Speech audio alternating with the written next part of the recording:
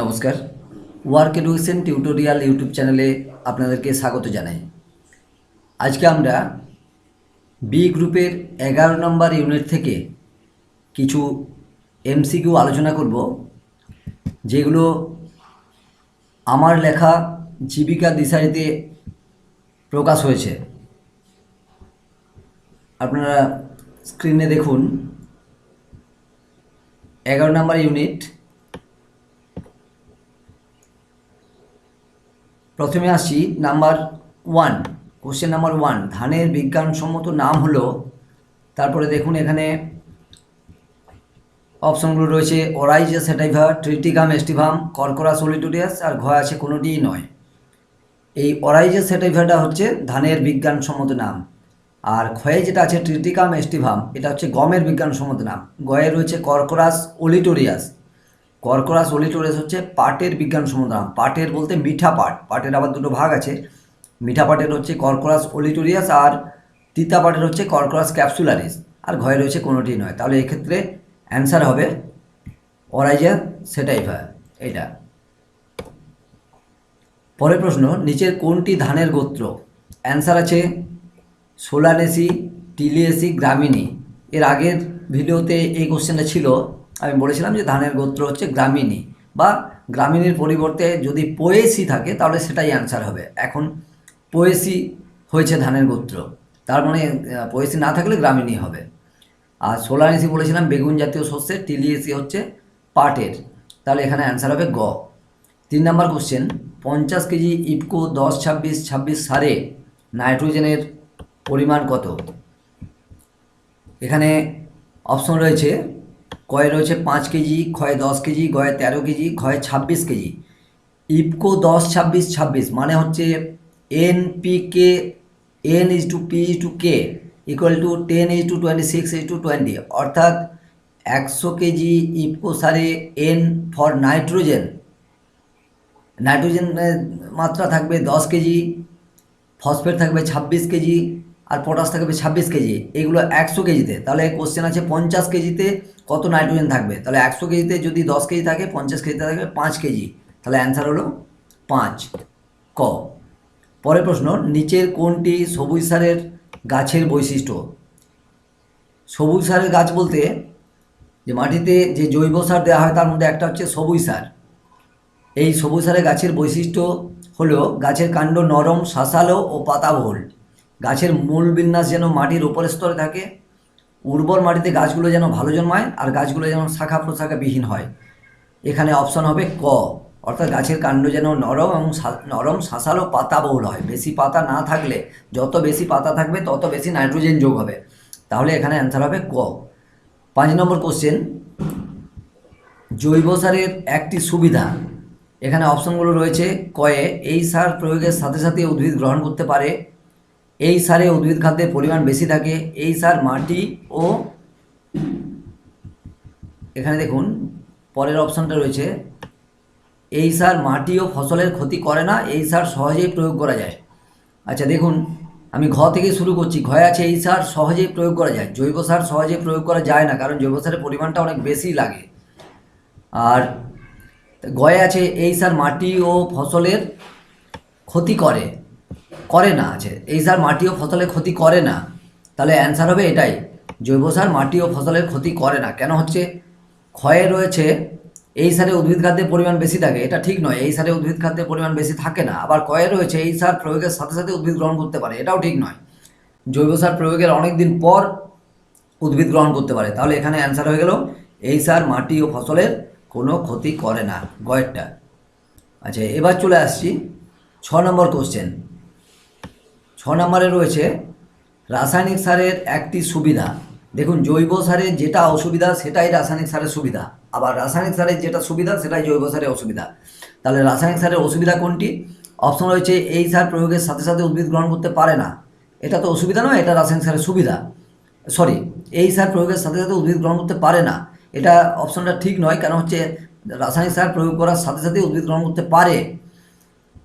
ক্ষয়ে রয়েছে এই সারে উদ্ভিদ খাদ্যের পরিমাণ কম থাকে, এটাও ঠিক নয়, কারণ রাসায়নিক সারে উদ্ভিদ খাদ্যের পরিমাণ জৈব সারের তুলনায় অনেক বেশি থাকে। আর গয়ে এই সার মাটি ও ফসলের ক্ষতি করে, এটা রাসায়নিক সারের অসুবিধা, কারণ রাসায়নিক সার প্রয়োগ করলে মাটি ও ফসলের ক্ষতি হয়। আমি যেটা বললাম যে জৈব সারের যেটা সুবিধা রাসায়নিক সারের সেটাই অসুবিধা। তাহলে জৈব সারের সুবিধা হচ্ছে যে জৈব সার মাটি ও ফসলের ক্ষতি করে না, আর উল্টো দিকে রাসায়নিক সার তাহলে সেটাই অসুবিধা, কারণ রাসায়নিক সার মাটি ও ফসলের ক্ষতি করে। আর ঘরে রয়েছে এই সার সহজেই প্রয়োগ করা যায় না, রাসায়নিক সার সহজেই প্রয়োগ করা যায়, কেন? পরিমাণ কম লাগে। তাহলে অ্যান্সার এক্ষেত্রে অ্যান্সার হয়ে যাবে গ, এই সার মাটি ও ফসলের ক্ষতি করে। সাথে একটি মিশ্র রাসায়নিক সারের নাম হলো, কয়ে রয়েছে অ্যামোনিয়াম সালফেট, ক্ষয়ে রয়েছে পটাশিয়াম সালফেট, গয়ে রয়েছে সুফলা 10, সুফলা 15-15-15, অর্থাৎ সুফলা 15:15:15, আর ঘয়ে রয়েছে ডিএপি। দেখুন অ্যামোনিয়াম সালফেটটা হচ্ছে একটি একক রাসায়নিক সার, পটাশিয়াম সালফেটটাও একক রাসায়নিক সার, আর ঘয়ে যেটা ডিএপি রয়েছে এটা যৌগিক রাসায়নিক সার। তাহলে গয়ে রয়েছে সুফলা 15-15-15, এটা হচ্ছে মিশ্র রাসায়নিক সার। পরের প্রশ্ন 8, কোনটি নাইট্রোজেন ঘটিত সার নয়? এখানে যে 4টি অপশন আছে, ইউরিয়া নাইট্রোজেন ঘটিত সার, অ্যামোনিয়াম সালফেট নাইট্রোজেন ঘটিত সার, ক্যালসিয়াম অ্যামোনিয়াম নাইট্রেট এটাও নাইট্রোজেন ঘটিত সার, আর ঘয়ে যেটা রয়েছে পটাশিয়াম সালফেট এটা কিন্তু পটাশ ঘটিত সার, এটা নাইট্রোজেন ঘটিত রাসায়নিক সার নয়। তাহলে অ্যান্সার হবে ঘ। চলে আসছি পরের কোশ্চেনে, ধানের বীজতলা তৈরির কারণ কি? অপশন রয়েছে, চাষের সময় কম লাগে, চাষের খরচ কম হয়, ধানের চারা ছোট অবস্থায় বেশি যত্নের প্রয়োজন হয়, আর মূল জমি তৈরির জন্য সময় বেশি পাওয়া যায়। এই 4টে অপশনের মধ্যে এখানে কারেক্ট অপশন হচ্ছে গ, যে ধানের চারা ছোট অবস্থায় বেশি যত্নের প্রয়োজন হয়। ছোট অবস্থায় বেশি যত্নের প্রয়োজন হয় বলে ধান সরাসরি মূল জমিতে রোপণ করা হয় না, প্রথমে একটা ছোট জায়গায় চারা তৈরি করে নিতে হয়, যাতে রক্ষণাবেক্ষণ বা দেখভালের বা পরিচর্যার সুবিধা হয়। তারপর চারা কিছুটা বড় হলে সেটা তুলে মূল জমিতে রোপণ করা হয়, যেটাকে ট্রান্সপ্লান্টিং বলে। তাহলে এখানে অ্যান্সার হবে গ। 10 নম্বর কোশ্চেন, ধানের বীজতলা তৈরির জন্য কীরকম জমি উপযুক্ত? এটা মুখস্থ করবেন, এখানে বোঝাবুঝির কিছু নেই। ধানের বীজতলা তৈরির জন্য অবাধ সূর্যালোকপ্রাপ্ত মাঝারি উঁচু জমি প্রয়োজন, খুব উঁচু জমি হলেও ভালো হবে না, আর নিচু জমি হলেও ভালো হবে না। তাহলে অ্যান্সার হয়ে গেল খ। 11 দেখুন, 1 হেক্টর সমান কত মিটার স্কোয়ার? এখানে অপশনগুলো রয়েছে 436, 720, 4000 আর 10,000 মিটার স্কোয়ার। আপনাদেরকে বলি, 1 হেক্টর সমান হচ্ছে 1 হেক্টর সমান হচ্ছে 2.5 একর, আবার 1 একর সমান হচ্ছে 3 বিঘা। তাহলে 1 হেক্টর সমান মনে রাখবেন 10,000 স্কোয়ার মিটার, 10,000 বর্গমিটার। যদি এটা হেক্টর না হয়ে একর থাকতো, যে 1 একর সমান কত বর্গমিটার, তাহলে অ্যান্সার হয়ে যেত 4,000 বর্গমিটার। কেন? 2.5 একরে 1 হেক্টর। তো যাই হোক, এখানে অ্যান্সার করবেন 10,000। 1 হেক্টর সমান 10,000 বর্গমিটার। পরের প্রশ্ন, 1 বিঘা সমান কত কাঠা? 1 বিঘা সমান আমরা জানি 20 কাঠা। যদি শতক হতো বা ডেসিমেল হতো তাহলে সেটা হয়ে যেত 33। তাহলে এখানে অ্যান্সার হয়ে যাবে ক, 20 কাঠা। পরের প্রশ্ন 13 নম্বরে দেখুন, বন্যা, খরা প্রভৃতি প্রাকৃতিক দুর্যোগজনিত কারণে বীজতলা তৈরি করা সম্ভব না হলে অল্প সময়ে ধানের বীজতলা তৈরির জন্য কোন পদ্ধতি অবলম্বন করা হয়? এই পদ্ধতির নাম হচ্ছে ব্যাপক পদ্ধতি, অর্থাৎ গ। অ্যান্সার হয়ে গেল গ। পরের প্রশ্ন, 1 বিঘা জমিতে ধান রোপণ করার জন্য সাধারণত কতটা বীজতলার প্রয়োজন? আমি আগে বলেছিলাম আগের ভিডিওতে যে ধান রোপণের ক্ষেত্রে সাধারণত মূল জমির 1/10 আয়তনের বা 1/10 অংশের বীজতলা প্রয়োজন হয়। তাহলে মূল জমি যদি 1 বিঘা হয়, 1 বিঘার 1/10 মানে হচ্ছে 2 কাঠা, কারণ 1 বিঘা সমান 20 কাঠা। তাহলে এখানে অ্যান্সার হয়ে গেল গ, 2 কাঠা বীজতলার প্রয়োজন। এবার আসছি পরের প্রশ্নে, বোরো ধান চাষের ক্ষেত্রে একর প্রতি এনপিকের প্রয়োজন, এনপিকের পরিমাণ কত? এনপিকে বলতে নাইট্রোজেন, ফসফেট, পটাশ। এটা একর প্রতি এনপিকের প্রয়োজন হবে বোরো চাষের ক্ষেত্রে, বোরো ধান চাষের ক্ষেত্রে 48-24-24। এটা কিন্তু একর প্রতি। যদি বিঘা প্রতি থাকতো তাহলে এটা 3 দিয়ে ভাগ হয়ে যেত, তাহলে হয়ে যেত 16-8-8। কেন হচ্ছে 3 বিঘায় 1 একর। তাহলে এখানে অ্যান্সার হচ্ছে 48-24-24। এগুলো একটু খেয়াল রাখবেন যে একর বলছে নাকি বিঘা বলছে। এখানে দেখুন 16-8-8ও কিন্তু অপশন আছে। আপনি হয়তো পড়ে গেছেন বিঘা প্রতি, তাহলে আপনি প্রথমে 16-8-8 দেখে কিন্তু অ্যান্সার করে দেবেন, সেটা যেন না হয়, ভুল না হয়। একর প্রতি হলে বিঘাতে যা থাকবে তার 3 গুণ বেশি হবে, কারণ হচ্ছে 3 বিঘায় 1 একর। এগুলো একটু খেয়াল রাখবেন। 16 নাম্বার, পুষ্প উদ্গমন ধানের কোন দশার অন্তর্গত? পুষ্প উদ্গমন ধানের জনন দশার অন্তর্গত, তাহলে অ্যান্সার হয়ে গেল বি। পরের প্রশ্ন, ধান চাষে কোন সময়ে জলের চাহিদা সবচেয়ে বেশি? এখানে অ্যান্সার আছে, অপশন আছে পাশকাঠি ছাড়ার সময়, থোড় আসার সময়, শীষ বের হওয়ার সময়, দুধ আসার সময়। এখানে অপশন হয়ে যাবে থোড় আসার সময়। থোড় আসার সময় ধান চাষে জলের চাহিদা সবচেয়ে বেশি থাকে। এবার চলে আসছি question number 18, 18 number question. 18 number কোশ্চেনে দেখুন রয়েছে, ধান কাটার কতদিন আগে থেকে জমির জল সম্পূর্ণ বের করে দিতে হয়? এটা দেখুন 18 নাম্বার। অপশন রয়েছে কয়ে 5 দিন, ঘয়ে 10 দিন, গয়ে 30 দিন, আর ঘয়ে কোনোটি নয়। এটা অ্যান্সার হবে খ, অর্থাৎ যখন ধান কাটা হবে তার 10 দিন আগে জমির জল সম্পূর্ণ বের করে দিতে হয়। 19 নাম্বার কোশ্চেন, যে সমস্ত উপাদান উদ্ভিদের পুষ্টি ও বৃদ্ধির জন্য অতি অল্প পরিমাণে প্রয়োজন হয় তাদেরকে বলা হয় অনুখাদ্য উপাদান। তাহলে এখানে অ্যান্সার হয়ে যাবে গ, অনুখাদ্য উপাদান। 20 number question, calcium, magnesium, sulphur এগুলো উদ্ভিদের কী ধরনের খাদ্য উপাদান? ক্যালসিয়াম, ম্যাগনেসিয়াম, সালফার এগুলো উদ্ভিদের কী ধরনের খাদ্য উপাদান? আপনারা জানেন যে উদ্ভিদের খাদ্য উপাদানগুলোকে কয়েকটা ভাগে ভাগ করা হয়, প্রাইমারি বা মুখ্য খাদ্য উপাদান, সেকেন্ডারি বা গৌণ খাদ্য উপাদান এবং অনুখাদ্য উপাদান। এই অনুখাদ্য উপাদানেরও আবার ভাগ রয়েছে। যাই হোক, এখানে প্রাইমারি বা মুখ্য খাদ্য উপাদান হলো কার্বন, হাইড্রোজেন, অক্সিজেন আর নাইট্রোজেন, ফসফেট, পটাশ অর্থাৎ CHO, NPK। আর সেকেন্ডারি বা গৌণ খাদ্য উপাদান হলো ক্যালসিয়াম, ম্যাগনেসিয়াম, সালফার। তাহলে এখানে জানতে চেয়েছে ক্যালসিয়াম, ম্যাগনেসিয়াম, সালফার এগুলো উদ্ভিদের কী ধরনের খাদ্য উপাদান? অ্যান্সার হবে খ, সেকেন্ডারি খাদ্য উপাদান। খ, সেকেন্ডারি বা গৌণ খাদ্য উপাদান। এবার 21, নিচের কোনটি উদ্ভিদের খাদ্য উপাদান নয়? দেখুন অপশন রয়েছে জিঙ্ক, বোরন, মলিবডেনাম। এই জিঙ্ক, বোরন, মলিবডেনাম তিনটেই হচ্ছে উদ্ভিদের অনুখাদ্য উপাদান। তাহলে এক্ষেত্রে অ্যান্সার হবে খ, কোনোটি নয়। যেহেতু কোশ্চেনে বলেছে যে কোনটি অনুখাদ্য উপাদান নয়, তাহলে তিনটেই হচ্ছে অনুখাদ্য উপাদান, তাহলে অ্যান্সারটা হবে ঘ, যেটা কোনোটিই নয়। এবার 22 নম্বরে, উদ্ভিদের মুখ্য উপাদানটি চিহ্নিত করুন। আগে বললাম প্রাইমারি বা মুখ্য খাদ্য উপাদান হচ্ছে 6টা, carbon, hydrogen, oxygen, nitrogen, phosphate, potash অর্থাৎ CHO, NPK। তাহলে এখানে মুখ্য খাদ্য উপাদান আছে N, অ্যান্সার হবে ক। আর এই যে Mn, ম্যাঙ্গানিজ, Cl, ক্লোরিন আর Cu, কপার এগুলো কিন্তু অনুখাদ্য উপাদান। তাহলে অ্যান্সার হয়ে গেল ক। জৈব সার কয় প্রকার? জৈব সার সাধারণত 2 প্রকার, একে হচ্ছে উদ্ভিজ্জ জৈব সার, 2 হচ্ছে প্রাণীজ জৈব সার। তাহলে এখানে অপশন হবে ক, 2 প্রকার। পরের প্রশ্নে আসছি, নিচের কোনটি প্রাণীজ জৈব সার?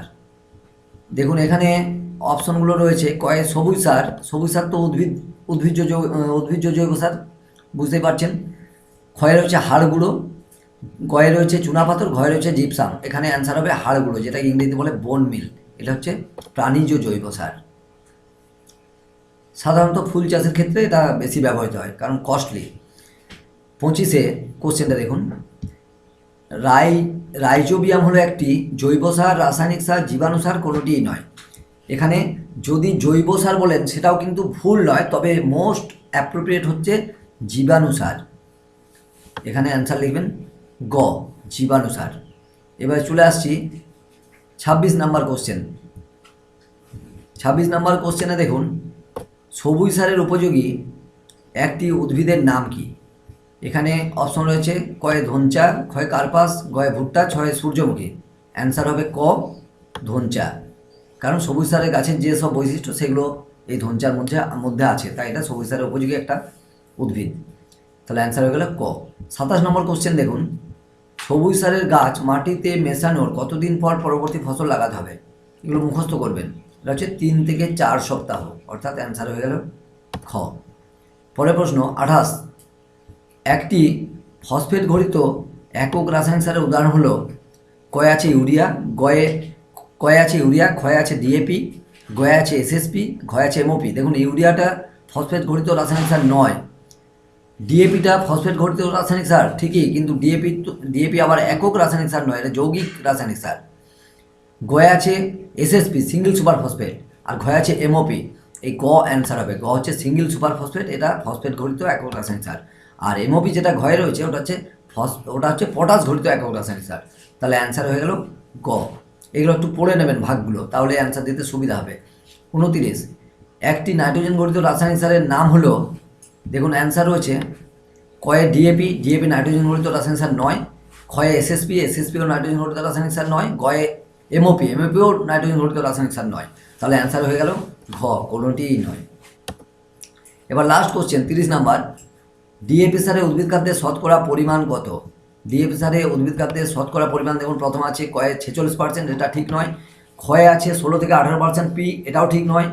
গয়ে আছে 18% নাইট্রোজেন আর 46% পি। 18% নাইট্রোজেন, 46% পি, হ্যাঁ এটা ঠিক আছে গয়েরটা, যে 18% নাইট্রোজেন এবং 46% পি, পি ফর পটাশ। তাহলে 30-এর অ্যান্সার হয়ে গেল, 30-এর অ্যান্সার হয়ে গেল গ। এখানে অ্যান্সার হচ্ছে গ, 18% নাইট্রোজেন আর 46% পটাশ। ডিএপিটা হচ্ছে একটা যৌগিক রাসায়নিক সার, অর্থাৎ যেখানে একাধিক উদ্ভিদ খাদ্য উপাদান থাকে। এখানে দেখুন একাধিক উদ্ভিদ খাদ্য উপাদান আছে, নাইট্রোজেনও আছে 18% আর ফসফেটও রয়েছে 46%।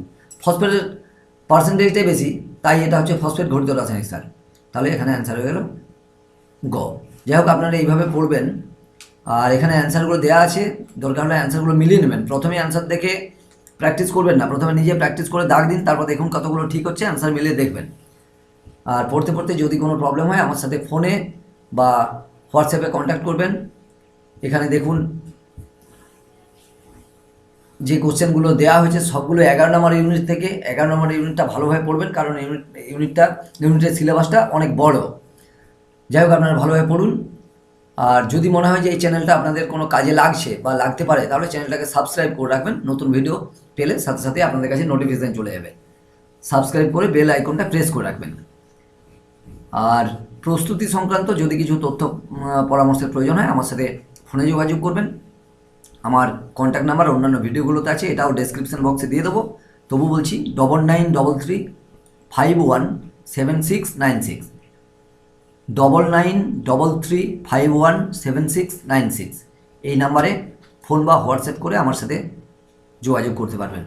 যাই হোক আজকে এই পর্যন্তই, আবার দেখা হবে পরবর্তী ভিডিওতে।